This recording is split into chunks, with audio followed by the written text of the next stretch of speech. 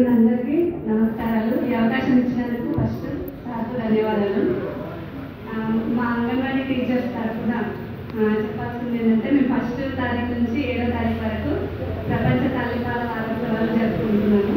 ప్రతిరోజు మేము కూడా హోమ్ విజిట్స్ చేయడము, తల్లులతో మాట్లాడడం, మీటింగ్స్ అవేర్నెస్ పెట్టడం, ఈ కార్యక్రమాలు ఉంటాయి. కాబట్టి పూర్తి టైం మీ పచ్చదనం ప్రోగ్రాంలో టైం స్పెండ్ చేయకపోవచ్చు. మా టైం కూడా చూసుకుంటూ అటెండ్ అయ్యాము. మన సర్వేలో ఊళ్ళో ఉన్నటువంటి ప్రతి పిల్లలను గుర్తు చేసి మేము కూడా వెబ్సైట్లో అప్లోడ్ చేయాల్సి ఉంటుంది. ఆ వర్క్ వల్ల పూర్తి టైం కాకుండా కొంత టైం మా అంగన్వాడీ స్పెండ్ చేస్తారని చాలా సాధించాలనుకున్నాను.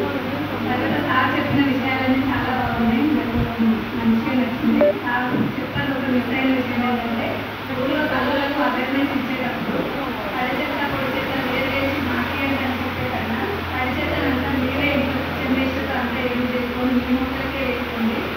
మీరు కిచెన్ గార్డెన్ పెంచుకోవడం వల్ల మీ కూరగాయలు మీరు మందులు లేని కూరగాయలు తినొచ్చని చెప్పి, మనం బయట కొన్న కూరగాయలు ఎంత రేట్ పెట్టుకున్నా ఎంత ఫ్రెష్గా ఉన్నా కానీ పెస్టిసైడ్స్ వాడినే వస్తాయి, కానీ వాడడం అన్నది మనకు రావు. మన పొలంలో పండించినా కానీ పెస్టిసైడ్స్ వాడకుండా పండించడం వల్ల అసలు జరగదు. కాబట్టి మన ఆరోగ్యం కాపాడుకోవాలంటే మనందరం ఫస్ట్ ఇక్కడ ఉన్న వాళ్ళందరం ఫాలో అవుతూ మనం చెప్పేటప్పుడు కూడా అందరికీ కిచెన్ గార్డెన్ పెంచుకోమని, దానివల్ల ఉన్న ఉపయోగాలను చెప్తే బాగుంటుందని నా ఒపీనియన్. నా సైడ్గా నాకైతే హైదరాబాద్లో 80 గజాల ఇల్లు ఉంది. దానిపైన మొత్తం కిచెన్ గార్డెన్ మెయింటైన్ చేస్తూ నేను గత 3.5-4 years నుంచి నేను అసలు కూరగాయలు ఏదో అక్కడక్కడ ఒక కప్ప కూడను. వంకాయలు, బీరకాయలు, కాకరకాయలు అన్నీ పండించుకుంటాను. మా బిల్డింగ్లో 4 పోర్షన్లు ఉంటే 4 చెత్త కూడా వేస్ట్ చేయండి. ఒక్కొక్కరి ఇంటి ముందర ఒక చెత్త పుట్ట వేస్తా. మీ తడి చెత్త అంతా అందులో వేయమని చెప్తా. ఆ చెత్త అంతా తీసుకుపోయి పైన వేస్తా. దాన్నే నేను కూరగాయల వేస్ట్ని మొక్కలకు ఎరువుగా ఇస్తాను.